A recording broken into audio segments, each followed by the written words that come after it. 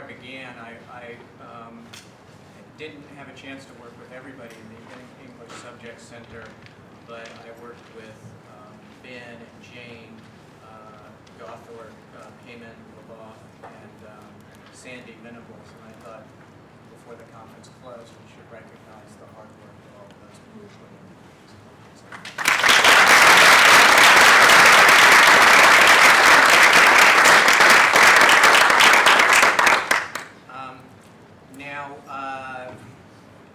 This is a Renewals conference, and before we begin, I should tell you that we've run into something of a technical glitch here, so the slideshow isn't going to work exactly as according to plan.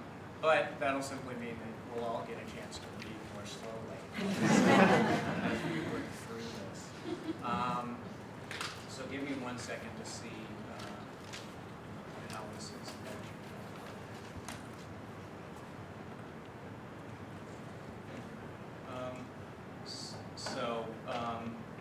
As you can see, instead of getting a single slide, you're getting those slides. I don't know how the change is going to work. But reading in slow motion is something, an idea that has come to me as a direct result of my intense involvement with technological change at Rutgers University. A change which I fought tooth and claw for as many years as possible. Until it just became absolutely clear that to continue to fight technology in the teaching of writing was to be working towards the end of my own discipline. And so I back into technology with the only credentials being that I played video games a little bit as a kid, but I was never very good at them. I say that all as a way to bring you into this conversation and say my concern about the future of the humanities is centrally focused on the interface between people who are trained in the humanities, people who are trained to work with words and images, and the technological interfaces that now define our lives. Absent the training of the staff that will interface with humanities people, we are left really out of the most important change, I would say, in human history. I would say the invention of the internet is more important than the Gutenberg press.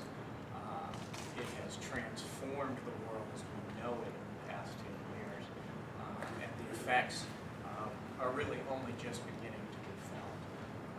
I was just at a presentation on Chinese English. We were informed that there are 300 million speakers in China of Chinese English.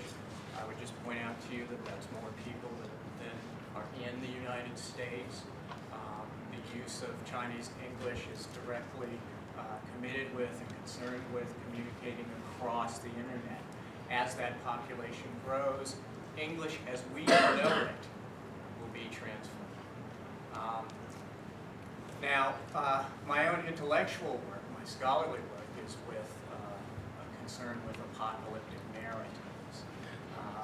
And so you'll get a bit of that as we go forward. And I want to warn you that if the slideshow works, we're going to plow through a bit of material that I'm presenting to you in a performative way, but that is also in a discourse that we don't tend to work with.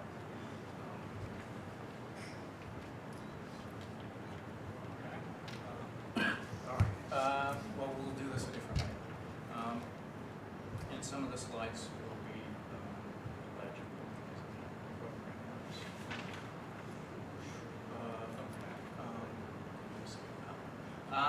The National Education Association came out with a report in 2004 that received a great deal of press. It was called Reading at Risk, and it was a study of the state of reading, literary reading in the United States. It followed up on the 1980s report that came out under Reagan's educational director, A Nation at Risk, which had a quote that showed up in every MA thesis for a decade, the rising tide of mediocrity. Reading at Risk is a follow-up report sponsored by Dana Gioia, who will be known to some of the people who are working in the Poetry Archive and so forth. It was an attempt to study changing reading habits in the United States, and it'll come as no surprise to you, I'm sure, to learn that the reading habits were not cause for celebration. You can see here that they say over the past 20 years, young adults, 18 to 34, have declined from being those most likely to read literature to those least. Okay? And those are the students who are in your classes. Okay? Those are the people who, in the opening remarks to the conference, we were told if they go to the library, they are most likely to go between midnight and 6 in the morning. Okay? So they're going from their computer, largely. Okay? And those are the people who come to college, and you say, well, how many books do you expect to read? And they might say, what's a book? So the impact that we're experiencing right now among our target population, primary target population of people to be educated, is a group of people who are reading less. Okay? And this is defined as literary reading as defined by the report. There's absolutely no discrimination with respect to quality. This is people who read novels, short stories, plays, poems. Okay, and that can be Dan Brown, The Da Vinci Code. You could read that 5 times, or you could read Pride and Prejudice 5 times, and that would be the same count. Okay? So even in that general and generous definition, this population is falling. Not just this population. It's actually every single sector of the population is falling. 18 to 24, all the way to 75-year-olds. Every group in the past 20 years, this is 92, 2002, I'm sorry, 82, 92, 82, 92, 2002. And so over the past 20 years, every single age group has dropped. We now have not a single age group in the United States of readers where we can say 50% of those people are active readers. Okay, active readers means 6 books or more a year. And again, anything's a book. Except if it's nonfiction. It is not a book. Okay? All right, so what's the cause? I'm sure that if I asked you what the cause was, the first thing that's going to come into your mind has to be the TV. We've hated the TV for 50 years. Why should we stop now that there's the internet? Well, as much as they wanted the TV to be at fault, it turns out that the viewing patterns between readers and non-readers is not a distinguishing factor. And I note that this is the average number of hours watching TV a day. Okay. Non-readers tend to watch it for a little more than 3 hours. Okay. Non-readers, about 30 minutes less. So people are not corkscrewing their reading into that free half hour. Okay? It really can't.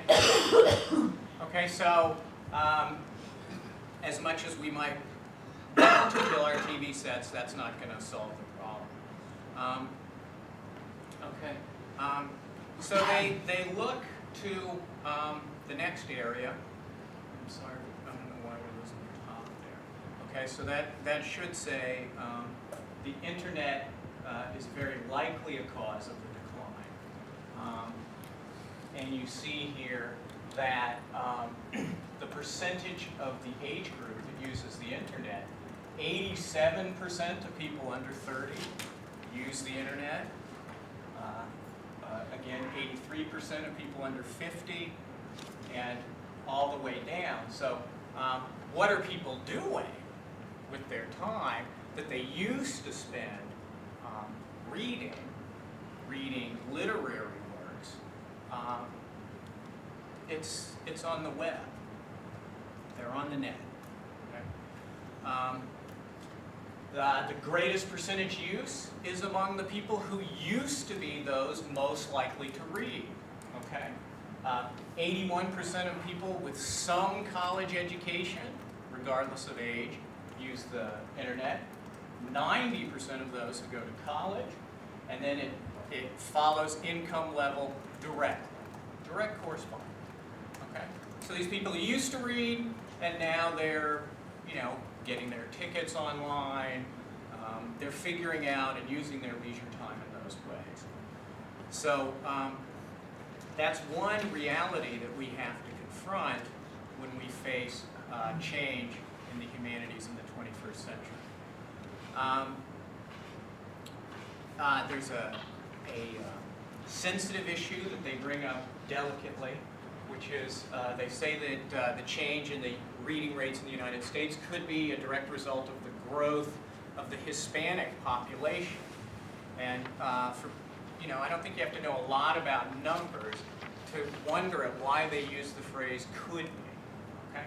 Because over this 20-year period, the Hispanic population has doubled its percentage of the U.S. population. It's gone from 6% to 12%, and they read half as much as the white population. So it's not that that could influence it; it does influence it. Okay, but there's a reluctance to say that out loud. I did further research on this from a much better organization, I think one that produces much better, more reliable data, the Pew Foundation. They have an ongoing study that they update it every month of internet use. And so the most recent data comes down, and that's a surprising statistic. According to race, we find that it's not actually white non-Hispanics who are most likely to use the net, but it's actually English-speaking Hispanics. Okay? So what does that mean? Within the context of this report, that's a cause for concern. As an educator who's not fundamentally committed my life to the survival of a certain kind of very vaguely defined reading practice, I don't find it troubling. I just think this is a reality that we have to confront as the configuration in the United States of our student population changes. Okay? We have more Hispanic students, and we have more people who spend more time on the net, and we have fewer and fewer people who have encountered a book per se. And I would say not simply just a novel, but I would say experiencing the long argument, okay, which is something other than the gotcha catchphrase that they show on the news, or some kind of blooper that shows up on YouTube, but actually following an argument across 100 pages, 200 pages.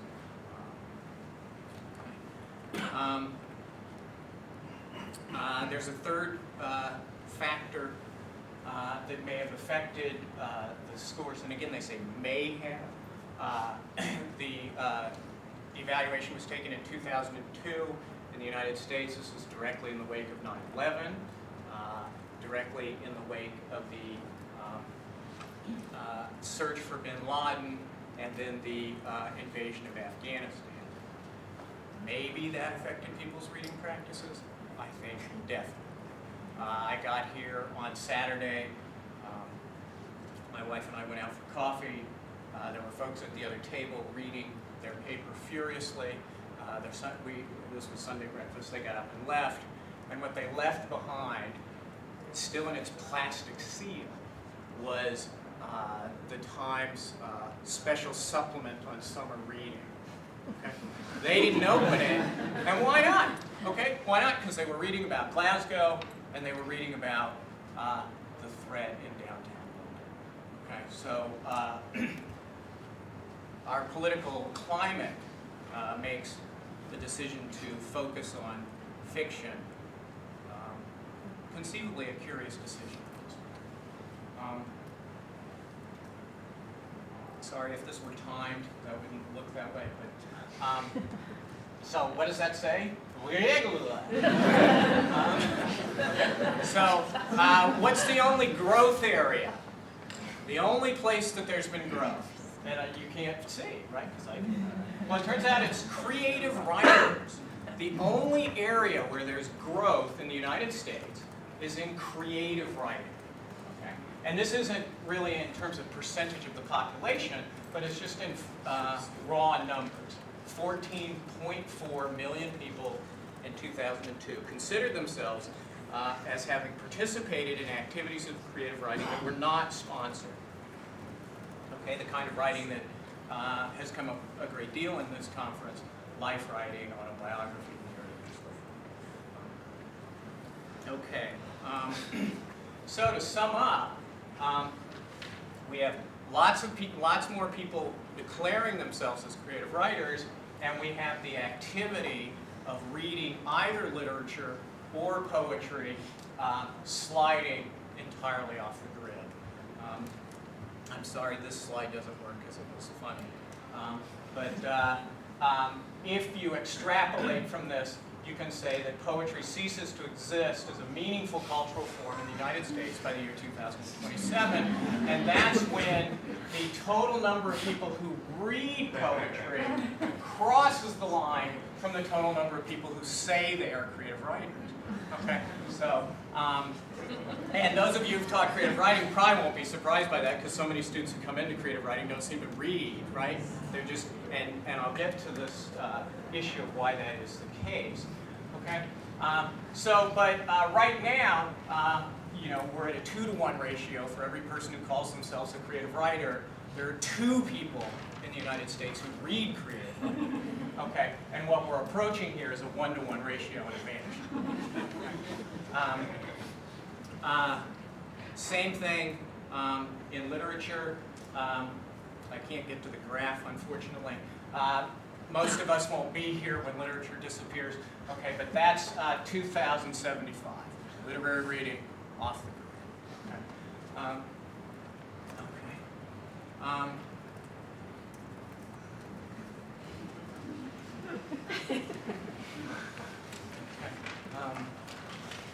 This is a reality that we have to confront as teachers, and I actually don't think being angry about it or depressed about it is a functional response. I think the nature of literacy is changing before our very eyes. The nature of expression is being transformed by the interface between technology and composing, so that what we now mean by composing is actually not that you have your own printing press on your desk, but you have your own movie studio. And yet, who's watching it? It's not only who's reading, but there's a lot of stuff up on YouTube that has no viewers. Right? So what do we do about this disjunction, or how do we understand this disjunction between a growth in people who are interested in the activity of writing and a general decline in the activity of reading? There's another report, which you can't see underneath this set of images, that has come out by the American Association of Universities, and it's called Reinvigorating the Humanities. Okay, the very phrase that was brought up in the opening session, renewals, we don't need to be reinvigorated. Well, the American Association of University Professors thinks we do. Okay, and they came out with a major report called Reinvigorating the Humanities with, they chose as the image on the front, Socrates' face with this green, luminous gleam coming out of his eye. Okay? And so what this slide was meant to show you is that green gleam is the data world that is behind. That's the ADOS now. That's the ground of understanding. They are trying to be upbeat, unlike the other report, which was really only wanted to grab the headlines, which it did. These are university professors. They're trying their best to look at this as an opportunity. And so they say, among the new opportunities for the humanities are those created by information technology and the internet. Universities are seizing these opportunities by developing creative ways to share information. And throughout this report, you'll find words like digital collections and digitization and data and valuable reference points and data and data and data. Now, there's no question that that's true. In the United States, the digital humanities means the process of digitizing, producing archives, producing mineable information on reading practices. That's a great development.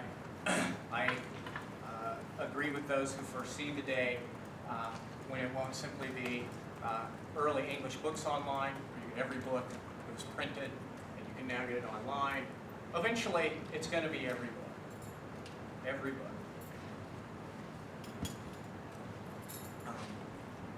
And we'll pay an access fee like we do for cable.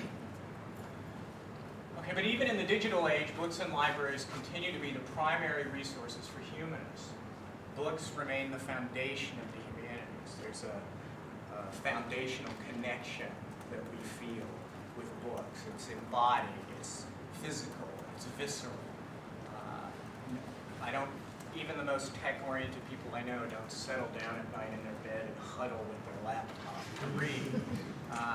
They're looking for a different way to power down.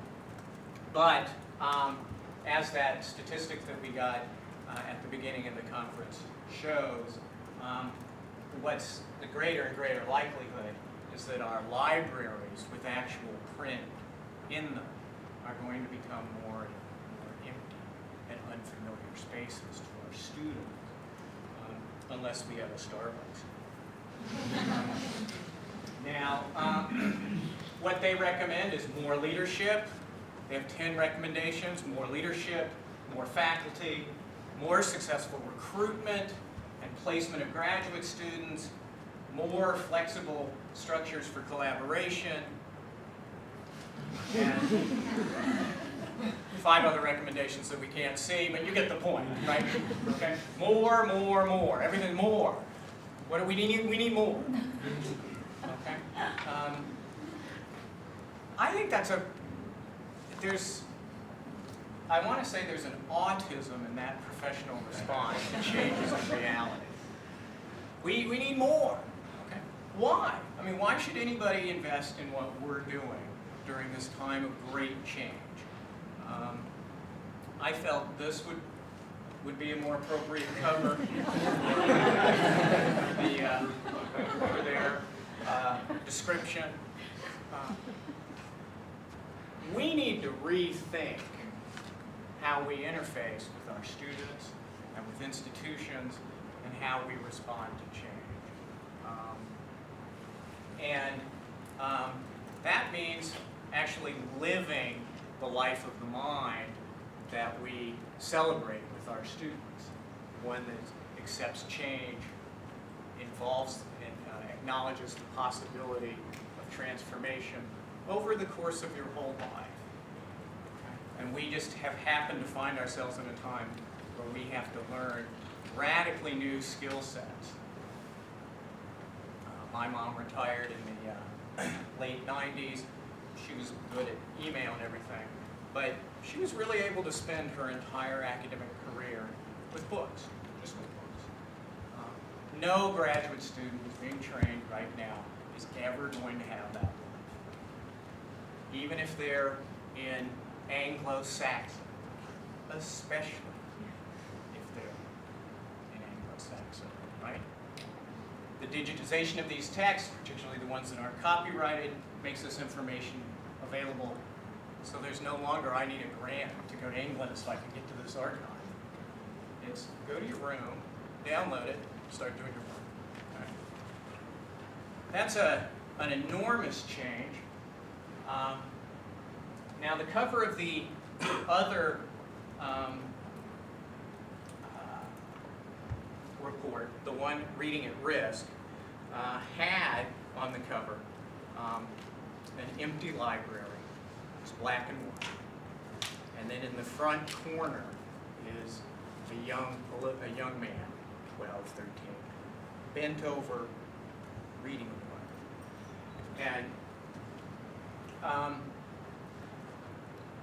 what I ask is for us to imagine the possibility that it's not what that young man is reading that matters.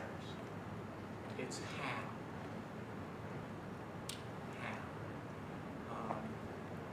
What strikes me about the image is the focus.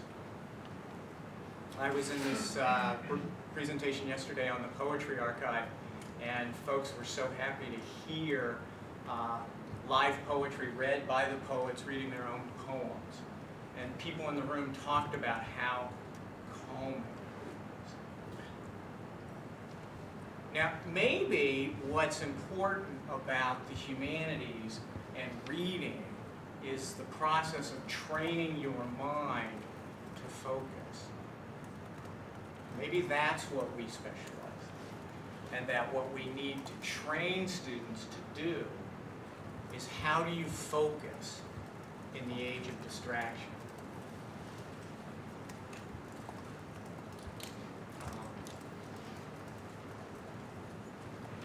That's a tough call. You know, I got 2 kids under the age of 15. Everything in consumer culture is telling them to buy stuff all the time. And it's not just, you know, it used to be, wow, stores are open 7 days a week. Now they're open 24 hours a day, 365 days a year. iTunes is out there jabbering at you to buy music. How do you get kids to turn off all that noise and experience the simple humanizing effect of focusing your mind?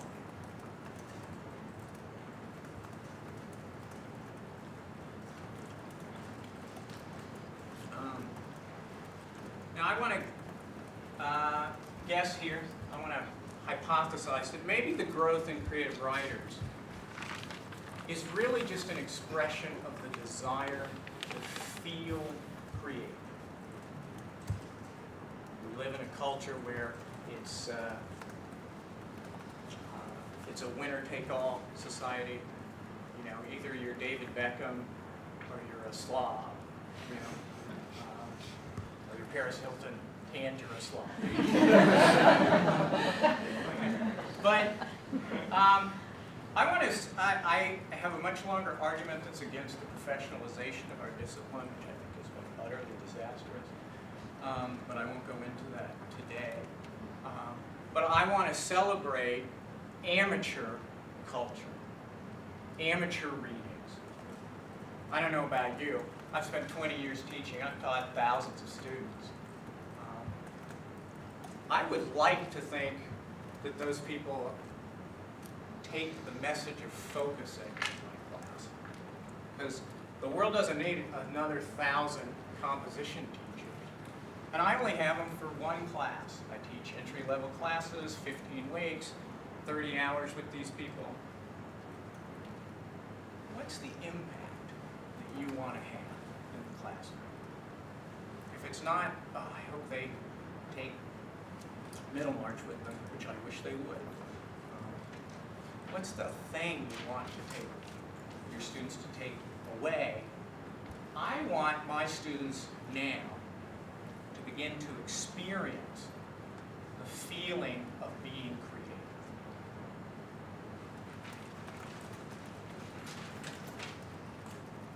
Now, the funny thing is, it's easier if I'm in creative writing. You know, I just say, all right, guys, you signed up. Hey, we're all creative here, right? It says creative writing. There's no course that's called creative reading, right? That's called being wrong. Okay? So we have a discipline that I think invokes creativity a great deal, but is actually extraordinarily uncomfortable with it when it expresses itself in relation to a static text. That's a misreading. Okay? Or that's not as productive if we're feeling generous. Okay? So the result is that we end up with this crazy situation in the United States. I don't know if these numbers correlate here, okay? But what are the requirements you need to go into business for yourself? You know, Steve Jobs, Mr. Microsoft, his name's out of my head right now. The other guy. Gates, right? The fame of their story is, to hell with college, right? We're going to go out and invent the future. It's not just guys who succeed tremendously. You know, all of the small businesses, you don't need a degree. Okay? And you sure don't need one to become a poet or a painter or a sculptor or a singer or a novelist. And of course, in the United States, there's a whole critique of the professionalization of creative writing, which is that it produces creative writing prose, right? So that you can tell, oh, that's been workshopped. You know, so it's kind of like pasteurized cheese or something, right? And so there's, it's not that we haven't laid claim to a credentializing process, but the truth is nobody says, wait a minute, Mr. King, we're not publishing your book because you don't have a degree in creative writing, okay? Now, where's the line? We move into true professions, okay?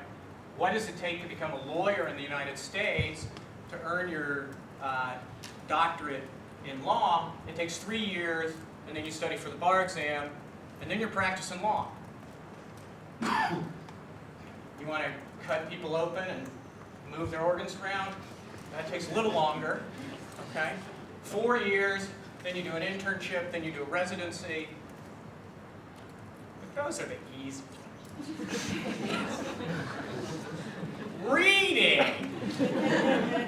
Reading is hard work, okay? 11 years is the average in the United States. Average graduating age, 37. Yahoo! Okay. How much debt do I have now that I'm getting my first job, and maybe I'll never even be able to own a condominium, let alone a house? These are the realities. How does that shape the teaching force that approaches these students? Why on earth does it take that long? Is it really that hard? I don't believe it. I really and truly don't believe it. Okay? I think I teach these dissertation seminars, so I work with students who are trying to finish their dissertations. They're not my students, because I'm a writing specialist, so I'm in a literature department, so nobody's doing any kind of research that touches on my specialties. These are all literature people, and I've known many of them for a long time. Okay. One of whom said to me, you know, I'm really enjoying my second decade of graduate school. And the effect, these are lovely people, they're smart, gifted, great with language, and yet the calendar blows over page after page after page, and there's no movement. And what strikes me when I work with these students is I say, you know, you're stuck. You have to get in touch with your passion.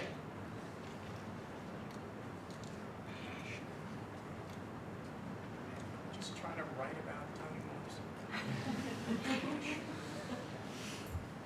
well, what made you curious about this? You know, what are you looking for? Why, you know, most of the people I work with, they already know their arguments.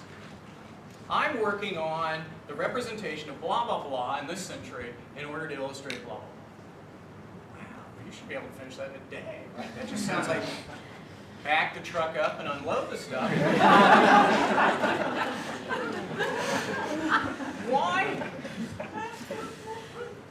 And then there's no reason to do it, right? You know, it's not like there's an audience out there. I can't wait to read that book on representation. So, they're totally stalled. They have no sense of audience. They can't remember why they were curious, or they're totally ashamed. I love to read, but never saying that out loud. And so they're totally stuck, and then they just grind and grind and grind, and eventually a dissertation has to show up. Right? It's just statistically inevitable. The committee will say, all right, we will take a 50-page dissertation. Yes. And these words, I think, need to become more central to our discipline and to the work of the humanities. I am so terrified about living in an age that's devoid of curiosity as I watch the way my government has transformed and imperiled the world. I don't understand a citizenship that is so incurious, that is so incapable of focusing on anything but the price of gasoline. All right? How do you get people to focus?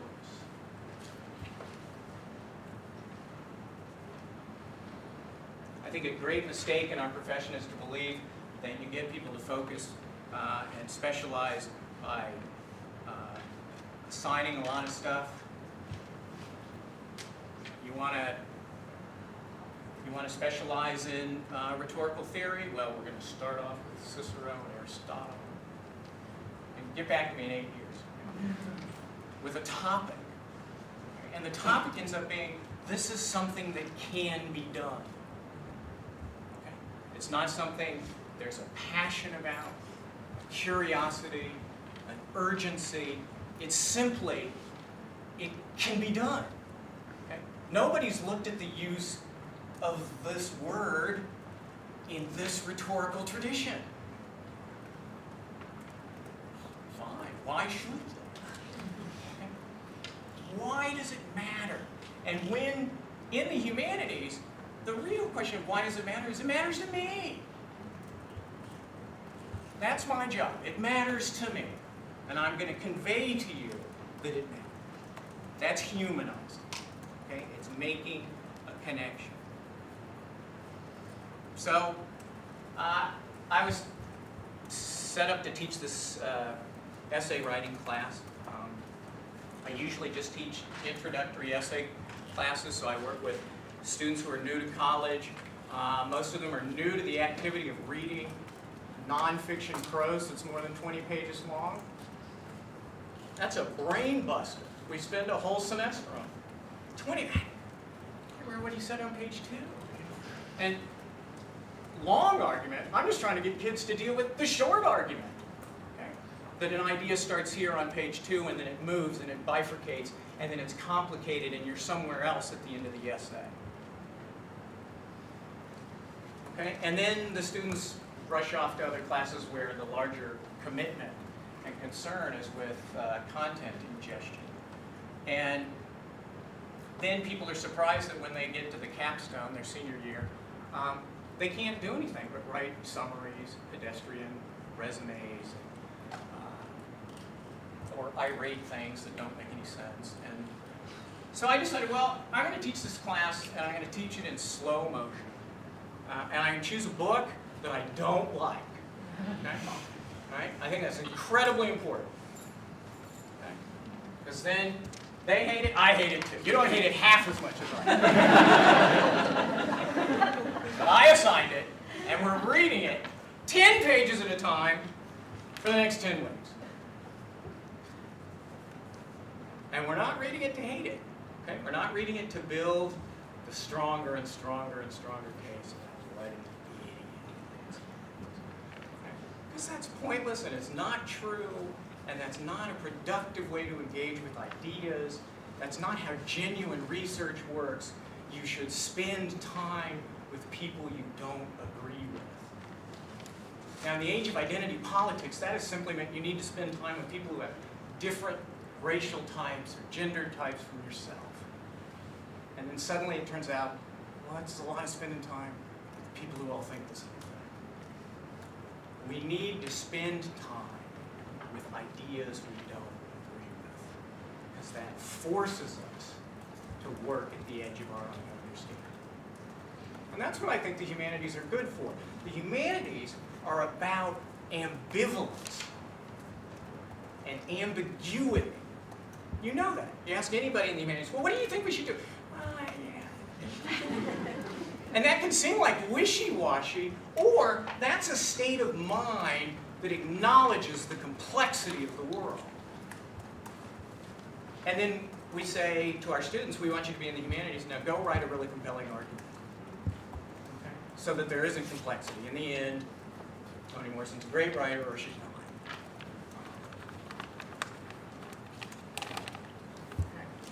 So, I teach this book on beauty and being just. It does everything I think students need to know how to do, but I don't think it's unique for that reason. But what I love about it is this conjunction here. And on beauty and being just, that's a brain bit. Okay? What does beauty have to do with being just? And if we start to teach our students to read in slow motion, this class met once a week for 3 hours. It never got out early, and it frequently went long. Okay? And we would be discussing 5 pages, or 7 pages, or we'd be talking about this theme. Now, that may sound, this is just like repackaged close reading, you might say. And that wouldn't be entirely wrong, except one thing is I'm not close reading a literary text, but a fiction text. And I would say this works with any complicated text. Any complicated text that's trying to conjoin two unobvious companions. On beauty and being cute, not teaching them. All right? So we talk about these conjunctions, and we talk about the fact that when people are learning argumentation in the academy, their main motive of going forward is the word and. This, that, then. And I want to teach them how to deliberate. I want to teach my students how to meditate. I want to teach them how to speculate. And you cannot do that if your only way of joining thoughts is through the word and. You have to have the signal conjunction of membership to be a card-carrying member of the Academy. Those of you who are in the game right now all have this word ready to pull as soon as I finish talking. But what about,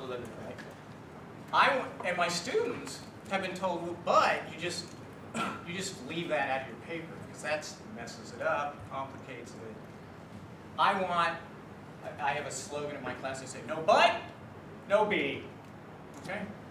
That is, no but in your paper, you're not going to get a B. You can't even get a B if there's no but. So all papers that are all and papers, those are C papers. Even if you're a senior, even if you're graduating, even if you're an English major. If you cannot qualify your thought, you are not liberally educated. The humanities has failed you because the humanities has to teach you a tolerance for ambiguity.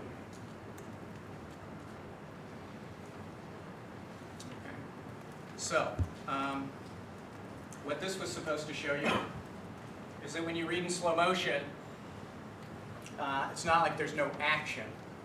I took all the references on the first 3 pages of this text. The stuff when you say, well, we're reading this, read the essay by Elaine Scarry. It's 80 pages and we'll come in and talk about it. So they slide over all this stuff they've never heard of, St. Augustine, Dante, Medusa, Lycurgus, Diotima, Wittgenstein, John the Baptist, and there's lots of stuff under there that you can't see. 3 pages, 20, 30 references. Go down. Read slowly and go down. Make connections. I'm not interested in your judgment of the text. I'm interested in your making connections. So my students do a lot of connection making. They do a ton of research. They come in and say, you know, I was doing research on the Republic, and she's quoted it this way, but the book I checked out translates it differently. Why did she do that? If that question is part of their repertoire, they don't need me anymore. Because that's just a skill. That's the skill of the humanities. Read in context. Think about perspective.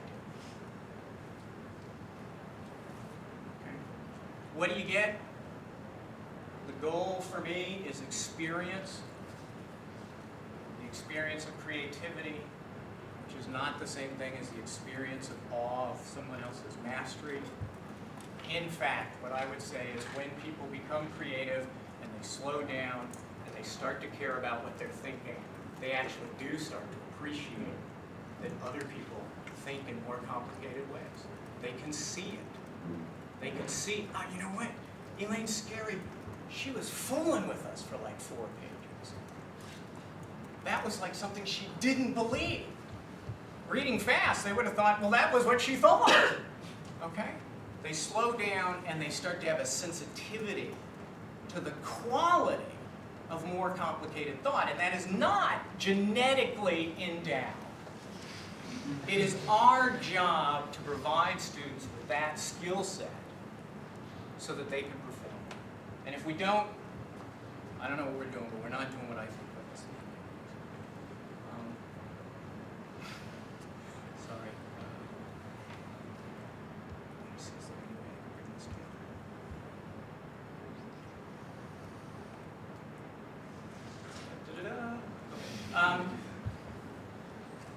So I want students to have the experience of focusing their mind on the thoughts of another. So you spend 10 weeks with Elaine Scarry. It's 3 years later, and my students still quote her to me. It ended up one of the students found out she was coming into New York to give a lecture, so they arranged for us to have a field trip. I don't know about your experience, but that's a first for me in 20 years of teaching. Students said, hey, there's a leading intellectual coming to town, let's go see her. Wow, I'm there. Okay, and then, you might say, well, I often get said, well, aesthetics, isn't that charming? Okay, it's on beauty and being just. One of my students was there. This was just after Alito was elected to the Supreme Court. He's played a key role in the United States in turning the Supreme Court definitively to the right. George Bush has a lot of terrible legacies that he's left us, but that one's going to be with the United States legal system for the next 30 years. My student stood up and said, well, Professor Scarry, we're here at the Museum of Modern Art, and Alito's just been elected to the Supreme Court. Are you telling me that if we brought him here and showed him these pictures, he would be more concerned with justice? I don't know about you, but an undergraduate who's got that kind of interest, again, I didn't do that. I just told him to slow down and pay attention, and then suddenly ideas matter. It's not me telling him, the world's going to hell in a handbasket. I can give that lecture, but I don't. I'm giving a version of it, but I don't give it. Okay. So focus your mind on the thoughts of another. You can't see this one at all. This one's about, it gives you the opportunity to trace the work of the mind on a problem. Again, Alan said, when was linearity? I loved that in his opening talk. When you start to trace how people think, you can see where they turn, where they bend, where they're blind, and you see that you're not so different. That pointing out other people's blindnesses is a fool's game. It doesn't build a more humane society.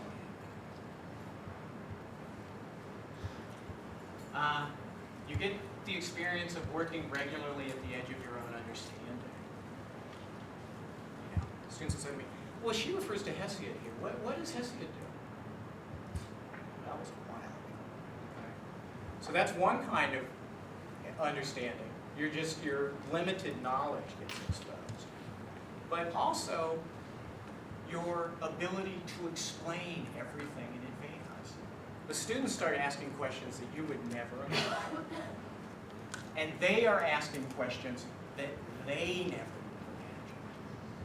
They're out there trying to think, well, wait a minute, do you like her or not? Is beauty related to justice or not? It's like, no, you got to hang with that question for 10 weeks. If you decide that they're not connected on the first week, you're not doing the class. And what you're doing is what you're learning is about how reassuring ignorance is.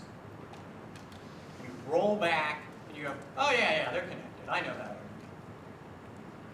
But the real issue is, how do we create a world that is more just?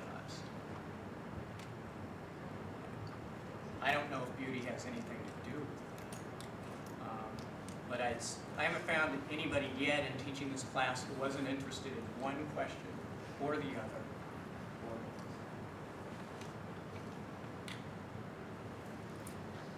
Finally, it gives you the experience of, let's see if I can pull this down.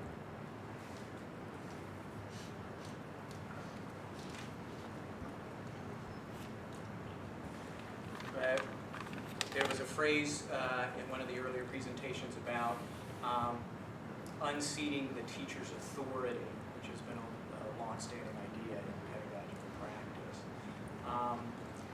I think if we don't give the students the experience of their own authority, we're just unleashing them into an anarchical situation. The students need to experience the fact that we are hardwired to make connections. You cannot stop it. Associations happen, right? Okay? And what needs to happen next is the process of auditing the connections you've made. Was that a good connection? Bozo the Clown and Plato. Does that work? I don't think that works. Let me try a different one. Plato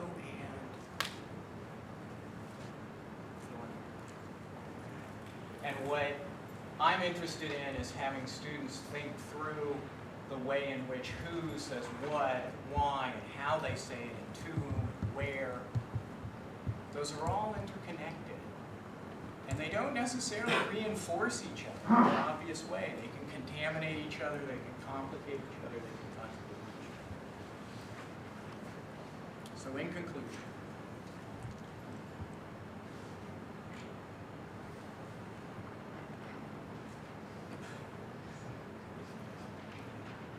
in fragment, conclusion and conclusion. Reading in slow motion makes it possible for students to experience meaning evolving.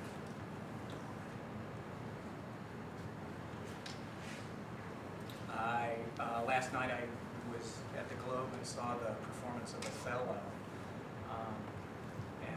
My wife and I were talking on the way back about how different Othello was when we were taking it as undergraduates in college.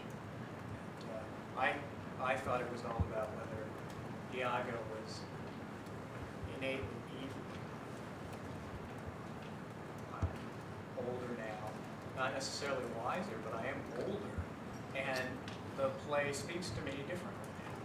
doesn't seem to be about that. Certainly the performance doesn't seem to